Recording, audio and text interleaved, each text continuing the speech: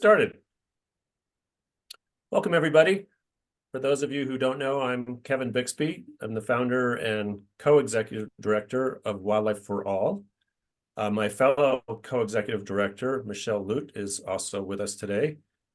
Wildlife for All is a national campaign to reform state wildlife management to be more democratic, just, compassionate, and focused on protecting wild species and ecosystems. Part of what we do is to try and understand how state wildlife agencies are funded, which of course influences how they set their priorities. Today's webinar focuses on one important source of funding for state wildlife agencies, federal grants under the Pittman-Robertson and Dingell-Johnson Acts. Our presenters today are with the U.S. Fish and Wildlife Service's Office of Conservation Investment, which administers these grant programs. We invited them to speak today to explain how these programs work and to answer your questions. They will walk through the process of determining how much funding each state receives annually, and how states and the Fish and Wildlife Service determine specific projects to be funded. Our presenters are Kathy Haller, Division Manager, Policy Programs and Partnerships Division, Office of Conservation Investment; Tom Decker, Branch Manager, Communications Analysis and Partnerships Branch; and Nick Popoff. Nick is the Branch Chief of Policy, Programs, and Partnerships Division. The presenters will speak for 30 to 40 minutes, and then we'll open it up for questions after the presentations. If you have a question, please type it into the Q&A section at the bottom of your screen. Michelle and I will moderate your questions for our presenters to answer. And just a reminder, this webinar is being recorded and will be available for later viewing through the Wildlife for All website. And with that, I'd like to welcome our presenters and turn it over to, I believe, Kathy. Yep. Hi, thank you, Kevin. And good morning, good afternoon, and happy Friday to all of you on this webinar. I am Kathy Haller. I'm Division Manager for Office of Conservation Investment Policy, Programs, and Partnerships, and I'm happy to have this opportunity to talk about the wildlife restoration and sport fish restoration grant programs. I'm going to start this presentation and then hand it over to Tom, who will do the most of it. And Nick Popoff is also on the call to help answer any questions that we may have at the end. So next slide. So as Kevin noted, we're with the Office of Conservation Investment in the U.S. Fish and Wildlife Service. And earlier this month, we changed our name from the Wildlife and Sport Fish Restoration Program to the Office of Conservation Investment, with the tagline, "Partnering to Fund Conservation and Connect People with Nature." Our new identity honors our 87-year history of investing in conservation through our two largest grant programs, wildlife restoration and sport fish restoration, while looking to the future and the expanding role of financial assistance to meet the service's mission. Our organizational name has changed, but our commitment to wildlife restoration and sport fish restoration has not.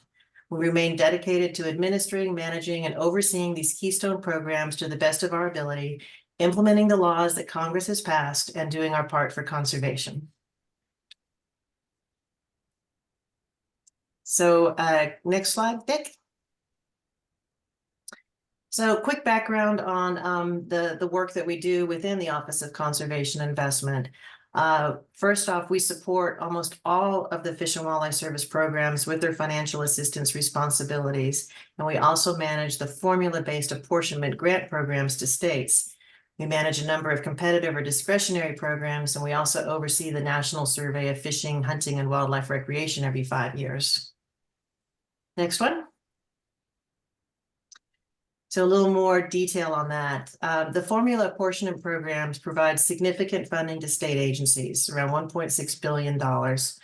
And we also conduct all the financial assistance policy work for the service, providing training to service and state staff, manage the audit process, and managing the audit process. We contract with the Office of the Inspector General to audit the states every 5 to 6 years to ensure that the costs were eligible and allowable. And we, the Fish and Wildlife Service, Office of Conservation Investment, also get audited every other year to ensure that we're using our administrative funds correctly. Another big effort that we have is overseeing the TRACS database. TRACS stands for Tracking and Reporting Actions for the Conservation of Species, and it's our national grant and performance, our national program performance reporting system. Another big component of our work is working with regional offices to directly manage a dozen grant programs, together awarding over 3,000 grants and cooperative agreements each year. Next slide. So here's a slide showing those 12 programs that are managed directly by the Office of Conservation Investment. The grant programs in the red rectangle are funded by the federal excise tax authorities provided in the wildlife restoration and sport fish restoration statutes. And the two in the blue rectangle are what we'll spend the rest of our time together discussing today: wildlife restoration and sport fish restoration. So back in the 30s, America was facing an environmental crisis. The Dust Bowl had afflicted much of the nation's heartland. Unwise development was ravaging millions of acres of wetlands and other vital wildlife habitat, and many species were reaching precipitously low levels due to decades of unrestricted harvest. State fish and wildlife agencies were starting to be created, and fishing and hunting licenses were being established to fund wildlife conservation efforts. However, many recognized that those license fees were insufficient to recover and maintain wildlife species, leading Congress to pass the Wildlife Restoration Act. That act established an excise tax on firearms and ammunition to support the conservation mission of state fish and wildlife agencies. And then in 1950, Congress passed the Dingell-Johnson Sport Fish Restoration Act, establishing a similar tax on fishing and boating equipment. These laws ensured a permanent, dedicated source of conservation funding for state agencies and are widely recognized as having provided the foundation for professional wildlife management at both the state and federal levels. These two acts created a partnership between the states and the federal government, requiring both sides of the partnership to take action.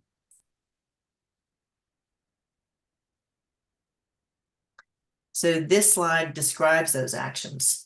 The idea was for the federal government, which was actually the Bureau of Biological Survey back in 1937, turned into the Fish and Wildlife Service, required the feds to apportion excise taxes from firearms and ammunition to state fish and wildlife agencies to conserve wildlife.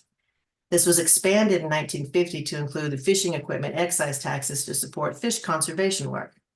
However, this could only occur if the states agreed to assent to the provisions of the acts.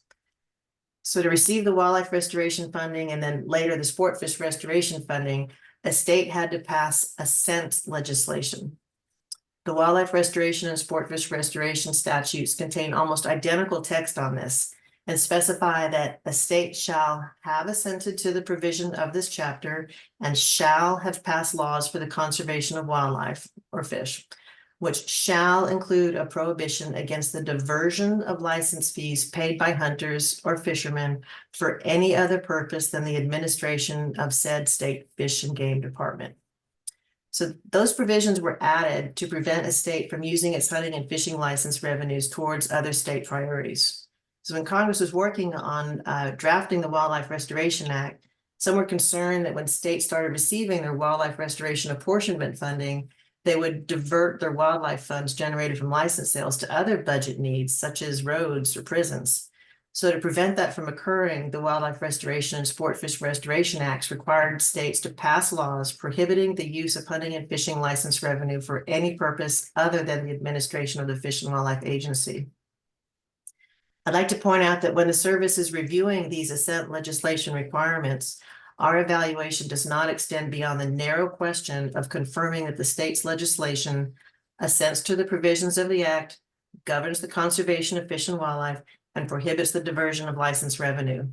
Under the Wildlife Restoration and Sport Fish Restoration Acts, there's no role for the Secretary of the Interior or the Service Director acting for the Secretary to evaluate the conservation value of state fish and wildlife management programs. Next slide.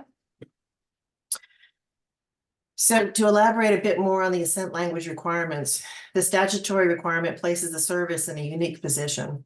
As part of our oversight responsibilities for the wildlife restoration and sport fish restoration grant programs includes ensuring that state hunting and fishing license revenues remain in the control of those state fish and wildlife agencies and are only used for the administration of the state fish and wildlife agency. So hunting and fishing license revenue includes all proceeds from state-issued general or special hunting and fishing licenses, permits, stamps, tags, and other state charges to hunt or fish.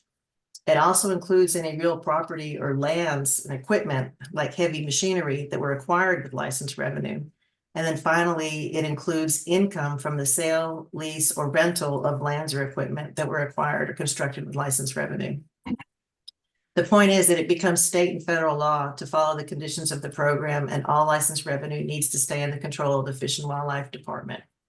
If the state chooses to divert its license revenue, the service director could determine that the state is no longer eligible to receive wildlife restoration or sport fish restoration funds. So that's the end of my slides. I'm now going to hand it over to Tom Decker to go into a little more detail on the wildlife restoration and sport fish restoration programs. Thanks very much, Kathy. Can you hear me okay, Kathy? Give me a thumbs up. Yes. Yep. All right. I can hear you great. Great. Thanks, everybody. And it's Kathy said, it's great to be here to be able to talk to you all about these two important federal legislation. So continuing the theme on the Wildlife Restoration Act is also known as the Pittman-Robertson Act of 1937. So it apportions money to the states. And I'm going to sort of walk through what that looks like. But the funds apportioned to the states annually by a formula. In the most recent year, 2024, for State Fish and Wildlife Agency wildlife restoration funds in total nationally, that's just under $1 billion, so $990 million. Wildlife Restoration Act is not just a block grant of funds. It requires the state grant for grant to match 25% of a grant with non-federal monies. So when we talk about a wildlife restoration grant, it's 75% federal dollars from the apportionment, and it's matched by non-federal state funding. This funding in total provides and has for a long time provided a significant source of funding in State Fish and Wildlife Agency's annual budget. As Kathy said, the state must pass legislation and then within that submit a hunting license certification annually related to the number of licenses sold that equate to $2 or more per license.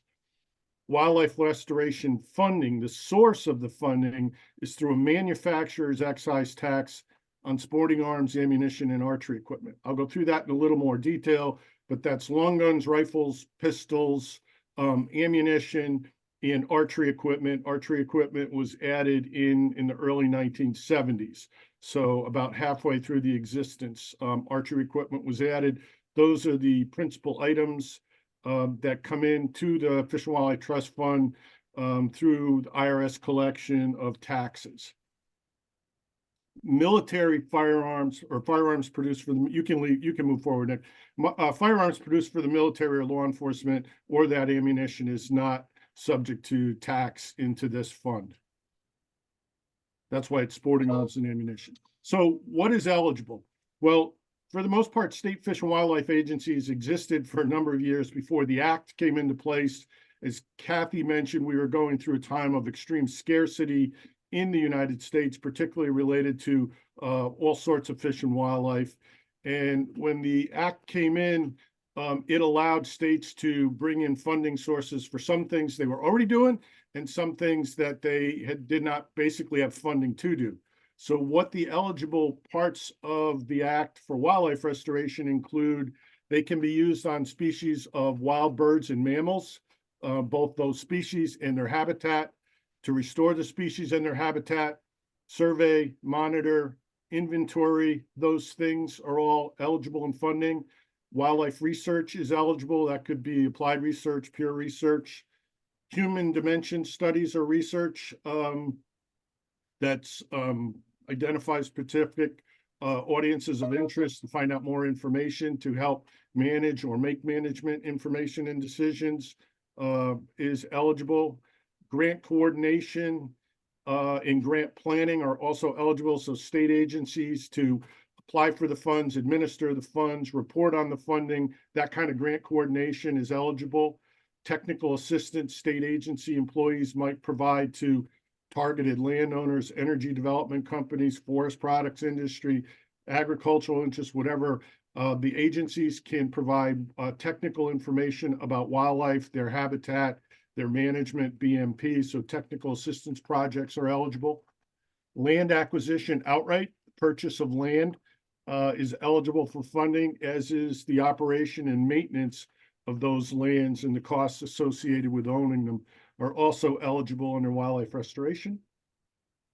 Hunter education is an eligible activity, public safety with hunter education funds. Development, operation, and maintenance of target ranges, whether they're archery ranges or firearms ranges, also eligible. As I mentioned, planning is eligible, planning activity for watershed planning, species recovery planning, harvested species planning, land management planning. Planning in general is an eligible activity. And then also something called R3, or recruitment, retention, reactivation of the public who hunts or target shoots. Those are all eligible grant activities that a state may be doing, and they could use this funding to fund those projects.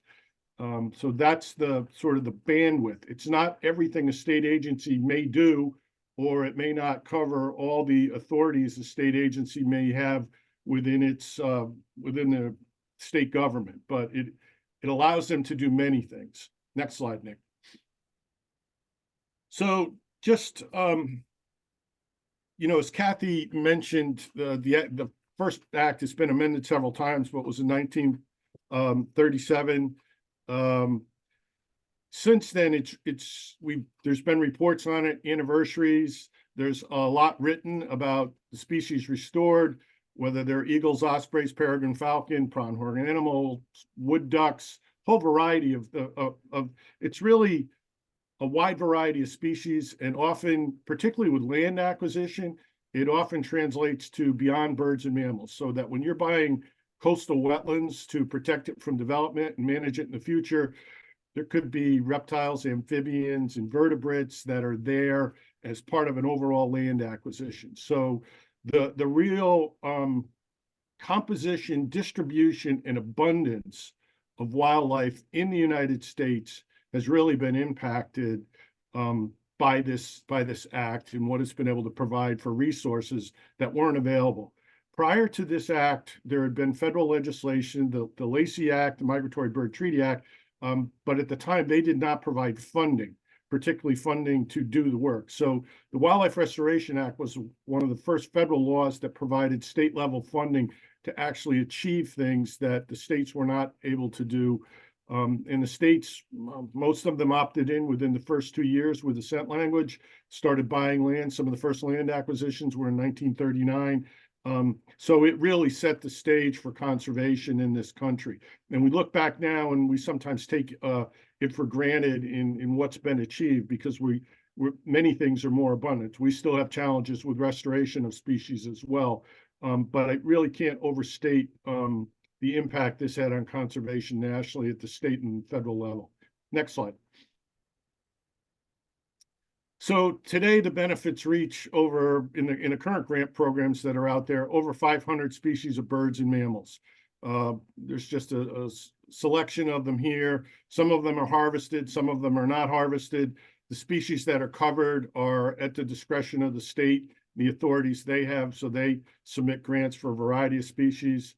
Other things like infrastructure, there's over 800 target shooting ranges in archery and firearms that either they were purchased, developed, or they're operated and maintained through the funding. There's just north of 36 million acres of land that were either acquired but are all operated and maintained in a system or network of lands called wildlife management areas that are owned are operated by the State Fish and Wildlife Agency, so a significant network of land. Next slide, Nick. So on a contemporary act that followed in 1950, known as the Dingell-Johnson Act, funds apportionment to the states, and this year that's at $382 million in 2024. Again, the state has to provide a non-federal match into that. That match can be licensed dollars, is often licensed dollars, but it's, the state can bring other general funds or other non-federal dollars as the match. So the match can be from several sources, but it can't be federal funds. This provided significant source of State Fish and Wildlife Agency annual funding. Likewise, as the Wildlife Restoration Act, they must submit the assent legislation, and then they're filing certification of licenses sold as part of the formula. And I'll get into the formula here in just a few minutes. SFR is funded through excise taxes on manufacturers, excise taxes on fishing equipment, rods, reels, lures, bobbers, line, and a portion of a fuel tax. That's a portion, and that's based on the number of registered boats in a state, and that's done through the Coast Guard. Next slide. So sport fish restoration eligibility. This is for species of fish that are commonly pursued for recreational fishing, defined as sport fish, but likewise, those species, their restoration, survey, monitor, inventory can all be funded by sport fish restoration funds. The research, again, applied or pure research, stocking of fish for conservation or recreational purposes is also eligible. Habitat restoration, whether it's acquisition, submerged marine reefs, enhancement, all those things are also eligible for ensuring and enhancing fish habitat. Acquiring land itself is eligible. Providing boating and fishing access for the public onto waters, lakes, rivers, streams, ponds, the ocean. And then again, in terms of public education, aquatic resource education is also eligible. So again, a broad smattering of things. Some of these things the states were already doing as part of their normal fish and wildlife responsibilities. This allowed them to choose to fund those with federal funds or not. Next one, Nick. So just some of the metrics that we see when I talk about there's benefits. So in the United States, there's just under 9,000 boating, fishing access sites for the public to access the water for activities they want to pursue. And so those are operated and maintained by the state fish and wildlife agencies. There's over 77 species of sport fish that are stocked annually from over 251 state-funded fish hatcheries, fish culture stations throughout the United States. In the last 3 years, there's been 319 new boating access, fishing access sites constructed. And then once they exist, their operation and maintenance is also funded through SFR funding. Next slide.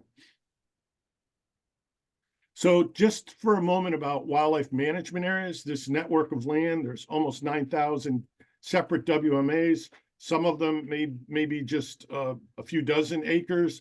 Some of them can be 20 to 25,000 acres. But operation and maintenance, this is really landscape level conservation.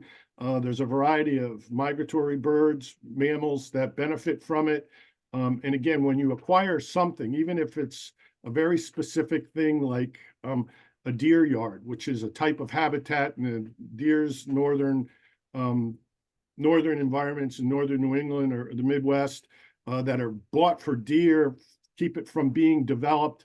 The reality is there's hundreds of birds and mammals that are there, as well as non-birds and mammals that are benefiting by that habitat protection. So these follow generally state land acquisition plans and planning processes they have in place, but they represent, literally from the highest mountains to sea level and occur in every state. Next slide. Other things in terms of educating people, approximately 2.8 members of the public participated in state delivered hunting, fishing, or aquatic resource programs. And just in exposing and introducing people to these activities, currently there's approximately 198 grants that support recruitment, retention, and reactivation of people towards these activities if they're interested. Next slide.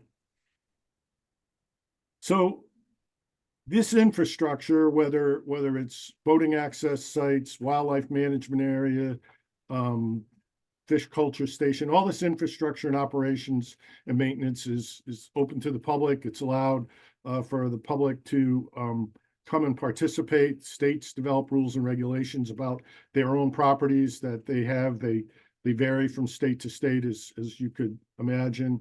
But it's a true resource that allows people to connect with nature, get outside and benefit from being outside. Next slide. So just a little bit about when we talk about items taxed under the manufacturing, we have a publication that's called Items to Tax to Support Wildlife and Sport Fish Restoration. Everything is a taxable item is listed here. There's about 44 different items for firearms, ammunition, all the things that touch a bow or bow and arrow or taxable. The description of rods, reels, tackle boxes, or other things that may be taxed are all listed in this brochure. This is just showing sort of one page, but this is an exhaustive list. It's we update it from time to time, but it's a pretty static list, and many items. The manufacturers are responsible for paying these taxes or import fees. Next slide. So when we talk about these funding sources, for wildlife restoration funds, as I mentioned, this is just to kind of reiterate, the excise taxes go into certain accounts: wildlife restoration account, hunter ed, enhanced hunter ed. The states apply into these different accounts. The funding sources are, as I mentioned, sporting arms, ammunition, and archery equipment, not military related. That's where the funding source comes from. That goes to the apportionment money that we talked about. But I also wanted to talk about the North American Wetlands Conservation Act under migratory birds. So interest from the WR excise tax funds fund some additional conservation work, and I'll talk about that in a minute. Sport fish restoration grant funds go into these different accounts related to boating access, these eligible accounts, but boating infrastructure grants, Clean Vessel Act grants, National Coastal Wetland grants, all come from sport fish restoration grants. Those were the larger number of things identified in the box Kathy showed in the fourth slide. Those are, again, paid by manufacturers of fishing equipment. Electric trolling motors are taxed. There's an import fee when you look at it on pleasure boats, yachts, and tackle. And then there's a fuel for motorboats and small engines. And again, for the formula-based element of number of license sales and geographic size of the state, those things are apportioned in based on number of registered boats. For the purposes today, we're not going to be talking about tribal or state wildlife grants, but next slide. So just as a little bit on the North American Wetlands Conservation Act, a portion of that is funded through the Federal Aid and Wildlife Restoration Trust Fund. And you can see here, this comes from the interest on the fund.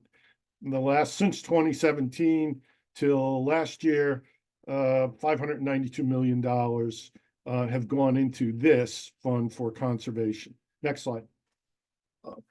The type of things funded there are these sort of landscape level international and national bird plans. So you see like the North American Waterfowl Management Plan, the U.S. Shorebird Conservation Plan, Waterbird Conservation in the Americas, and the Partners in Flight. All those elements have some additional funding, but a core part of that is the interest on the excise tax accounts in the wildlife restoration account. Next slide. So this is how some of the apportionment occurs when we talk about, the New York apportionment or the Maryland apportionment.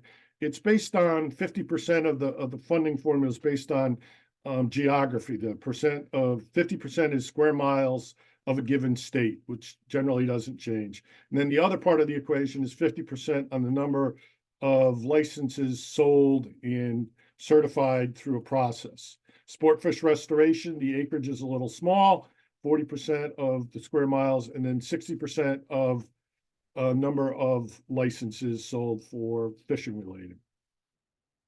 So those are the basic apportionment funding equation. Next slide, Nick. As I mentioned, when we talk about a wildlife funded grant, it's both because the act and the implementation of the program is both based on state and federal law. It's also based on state and federal financial contributions to a given project. So $100,000 restoration grant is going to be 75% federal, which the state actually needs to outlay the money. It's a reimbursable grant. And then 25% non-federal, which is often licensed revenue, but could be general fund bond money or other third-party contributions to an approved grant. Next slide.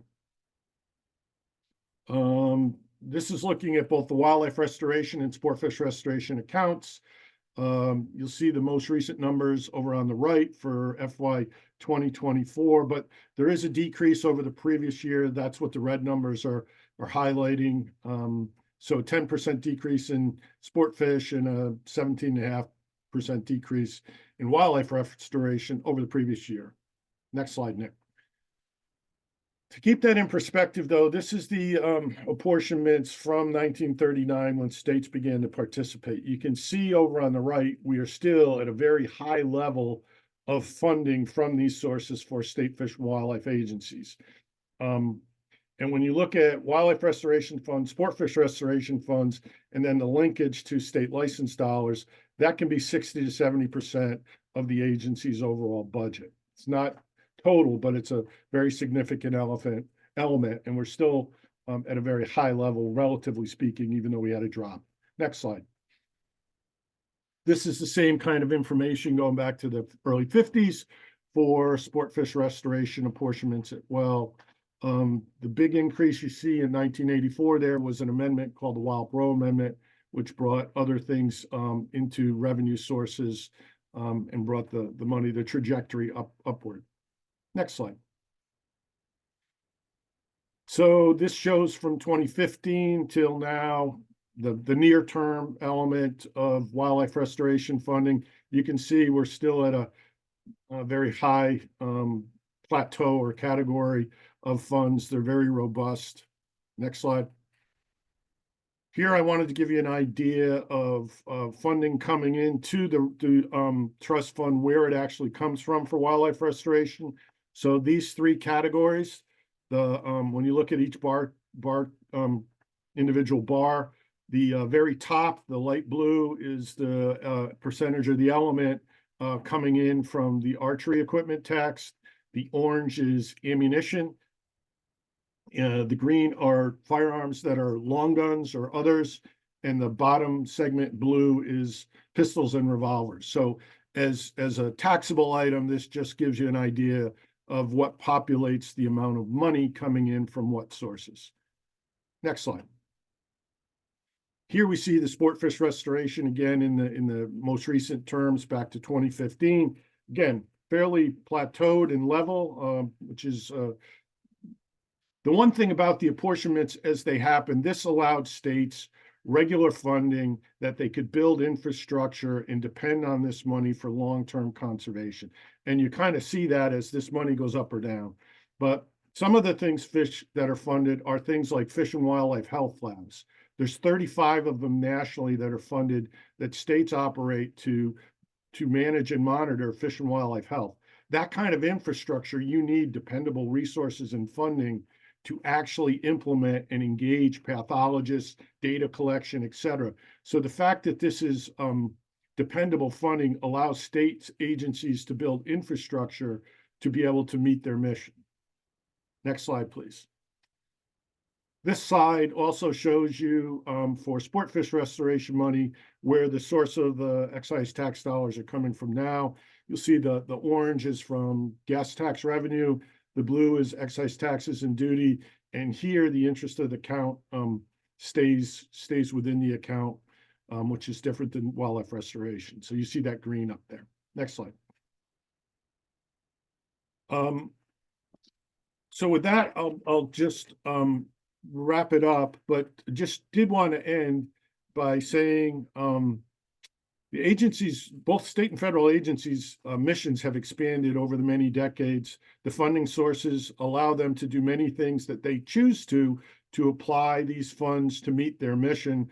But that determination of what they apply where, whether they put more into land management or research or disease work or or education programs. That sort of equation or combination of what they want to apply for grants are based on their decisions of the agency. But the real power of it is for both SFR and WR, in combination, if you adjust for inflation, it's contributed over $45 billion to conserving our nation's resource at the state level in communities throughout the country.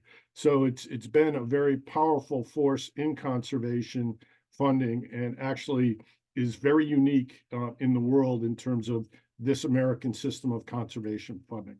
So with that, that ends, I think, the formal presentation. Kathy, I'd offer you any following remarks that you wanted to bring forward here at the end before we move forward. No, I think you covered it well. Thank you, Tom.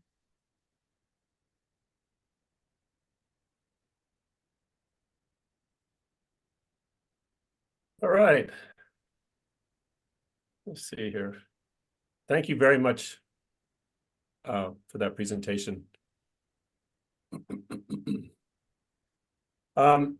We have quite a few questions.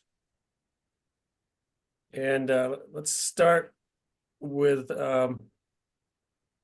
this one. So you mentioned that land acquisition benefits a lot of species, even if they're not mammals or birds. Did the original Pittman-Robertson Act specify that the funds were intended only for mammals and birds? Because that's what it says in the regs, and I'm just wondering if the original act didn't specify that, how did the regs come to narrow eligibility to birds and mammals? I'll take that one. So you're correct. The statute, the wildlife restoration statute, does not define the term wildlife or prescribe the funding specifically to mammals and birds. But the focus on wild birds and mammals for the wildlife restoration program under the act started before the act was even authorized. The community and Congress recognized that license fees were insufficient to maintain wild species. And the focus was really on migratory birds and mammals. And so when we've gone back and examined that, it's clear that that was the congressional intent, was to have the act funds limited to wild birds and mammals. However, we know that there's broader benefits that we can achieve even with that focus on birds and mammals. And I'll leave it at that. Okay, we had a number of questions follow up related to that. First, this person would like to verify that while non-game species can be protected by efforts like land acquisition, grants are not given for targeted non-game species or non-mammal bird species such as threatened turtles. Was that Do you want clear? me to answer that, Kathy? Yeah, take that one, Tom. Yep. So the terms game and non-game do not exist in the act or the regulations. The funds are not limited to harvested species. So what you would refer to, Kevin, there as non-game species, a piping plover, a species that's not hunted, is eligible as a wild bird or mammal if it's non-game. So there's no demarcation of non-game or not eligible. They are if they're birds and mammals. A non-game turtle would not be eligible, not because it's non-game, it's because it's a turtle and it's not a bird or mammal, a wild bird or mammal. So non-game species are eligible if they're birds or mammals and are in many, many grants. Okay, thank you. Let's see, next question. How does NEPA compliance happen with these funding programs? Is it done project by project, grant by grant, or is it programmatic? Sure, I can take that one. So NEPA compliance can occur grant by grant, project by project, or programmatically. It's also important to note that a grant application can contain many projects. So the bottom line is that we look to see that any potential impacts to the human environment have been assessed. The states work together with us to provide that information, to look at where a project could possibly have significant impacts on federally listed species or water quality or air quality or public use, wetlands, farmlands, the universe of elements that make up the human environment. And then we do our due diligence with the states, confirming that information, and then determine which pathway for compliance is most appropriate, whether it's a categorical exclusion, an EA, or an EIS. Thank you. And to follow up on that, where do opportunities exist for public input into proposed projects? So the states are the ones choosing the projects, what it is that they want to move forward for a grant application. And the states are also responsible for, the fish and wildlife conservation within their state boundaries. So I would offer that the best opportunity for public comment is through those state public comment processes, because that's where the broader programs and projects that ended up funded through individual grant applications occurs. So that's my recommendation is first stop is with the states. And then if there are projects that have the potential to affect the human environment and we're doing an environmental assessment or an environmental impact statement on them, then we have opportunities for public comment on those projects. Okay, thank you. We have a number of questions about auditing. So how you mentioned that you do audits on annual audits of the states or biannual? I don't remember. That's all right. So we get audited every other year on the Fish and Wildlife Service's use of the administrative funds to administer the program. But the states are audited every 5 to 6 years on their use of the Pittman-Robertson and Sport Fish Restoration grant funds. Every 6 years. Mhm. So how can people find the results of those audits for their states or other states? And are there procedures for challenging a state's use of funds if these are seen as unlawful or unjustified? I guess those are somewhat related. So unlawful and unjustified don't really resonate with this program for me. The focus is really on eligible and allowable. So eligible are the proposed projects consistent with the statutory and regulatory framework for the Wildlife Restoration and Sport Fish Restoration Acts. And then allowable are the general grant management rules in 2 CFR 200 that manage all agency financial assistance programs. And so the auditors really focus on those two constituent elements, eligible and allowable. So for example, the auditors would go in and look at the state's assent legislation to confirm that the legislation that they passed in their state laws assenting to the provisions of the Wildlife and Sport Fish Restoration Acts, that legislation is still intact, making them eligible to receive the funds. And then the auditors, go through and make sure that any of the expenses for the projects, were consistent with the government auditing standards and the generally accepted government auditing standards called GAGAs. So that's really what the auditors are focusing on are the expenses that were part of the grant eligible and allowable. And we do contract with the Office of the Inspector General as a neutral third party to go in and review those state transactions. Okay, and is it possible for the public, other than through a FOIA request, to see the results of those audits? Yeah, I think the Office of the Inspector General posts audit reports on their website.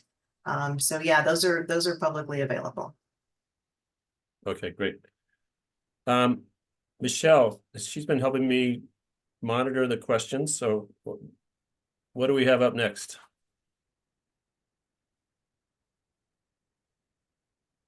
I'm just looking at a few of the more recent ones, if they're related to auditing.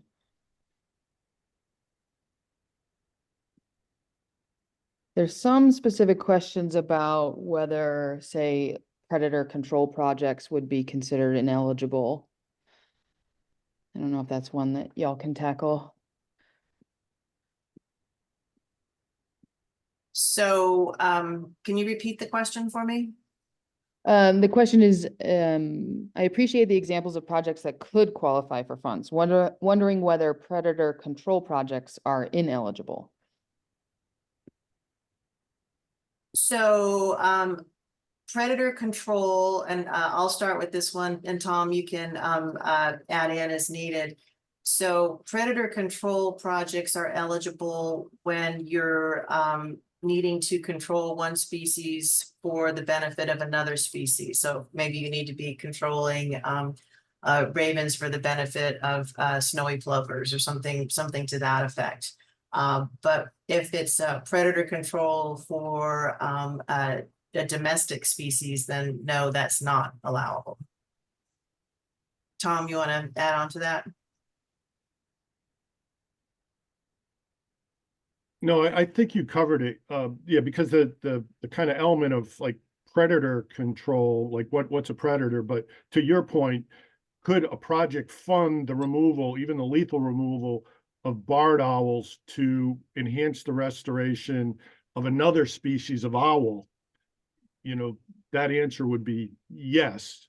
So, but we have projects that may be exclusionary too, like could some exclusions be put up to enhance the restoration of the one owl over another owl? But if you're asking actual lethal control of, you know, barred owls to enhance some other species of owl, as Kathy said, that could be funded. And I also want to caveat though that, you know, it has to meet all the other eligibility and allowability requirements. So. Yeah. So just, I'm sure a lot of our listeners are interested. Can Pittman-Robertson funds be used to control predators in order to boost game populations? Say, to kill wolves or control wolf numbers in Idaho to boost the number of elk?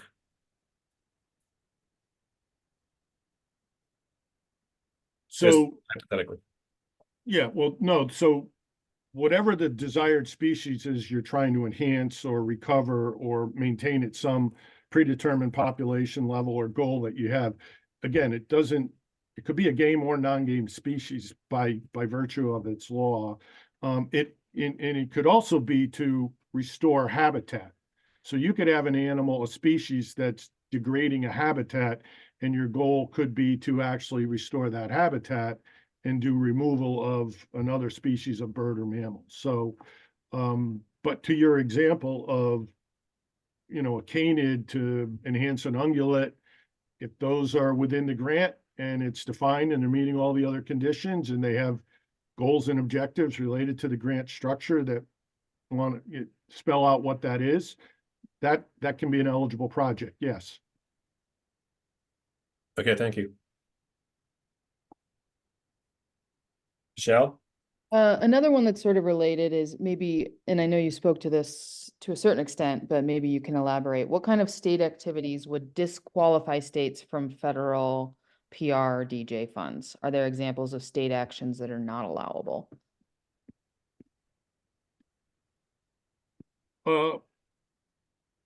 Well, I would give you just, if you want to know a not allowable activity, law enforcement is not allowed. So funding a state game warden with this funding or state conservation officer is not allowed.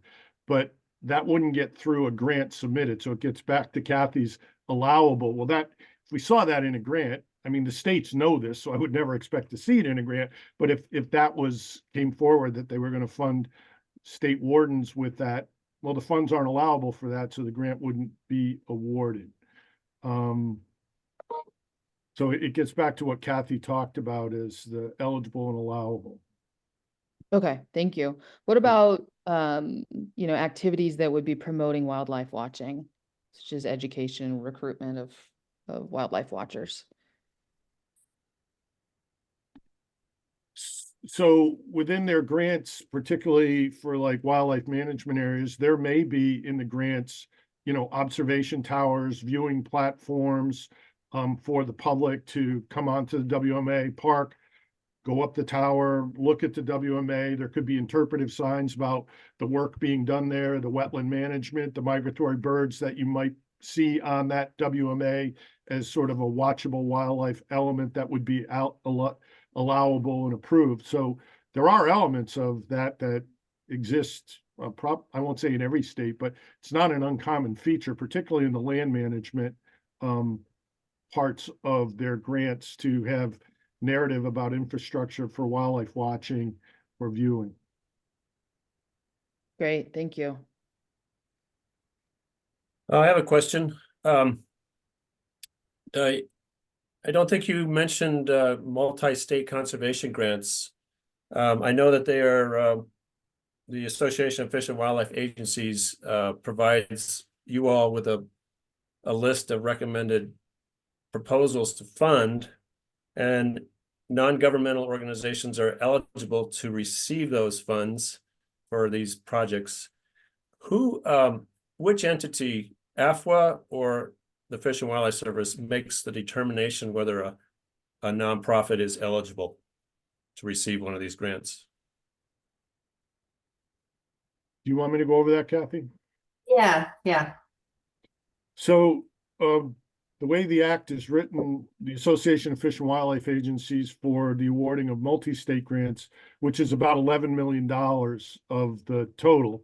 So out of 900 and some million, it's 11 million, our portion, and that's a competitive grant program. By law, the sort of the things that would be awarded in any given year are developed by AFWA as a priority listing of types of activities. They all still need to be eligible under the law.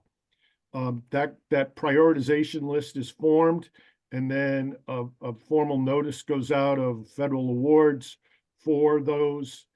Applications come in from people who are listed as eligible. That could be a state agency, the organizations that you described, Kevin, an NGO.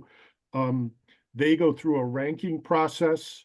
So generally there's over 100 grants that might come in. There's only enough money maybe for awarding half of them, but AFWA does an evaluation process, a ranking process with teams. Ultimately, they determine what they want to award. They make a recommendation to their grants committee, which is a formal committee made up of state directors. AFWA sends that list to the Fish and Wildlife Service. Ultimately, the director of the Fish and Wildlife Service approves that list. So it's a recommended list out of AFWA through that process I described. But the service will ultimately determine if those will be approved, if all the eligibility is met in the narrative, if the awards are written correctly, and if the applicant is eligible. So that's a service-based administrative thing that we do in our program. Okay, thanks. I have a question about the tracks database, which I think promises to be very useful information for the public, but which in this database you mentioned tracks the funds that are spent for and what projects are that the funding goes towards, and I presume some sort of follow-up monitoring as well. But the last I checked, tracks was not accessible to the public, but there were plans to make it so. Can you give us an update on where that's at, the process of making that database available to the public? Yeah, sure, I can take that one. So the tracks database had been in place for a few years when we realized we needed to do a complete reset.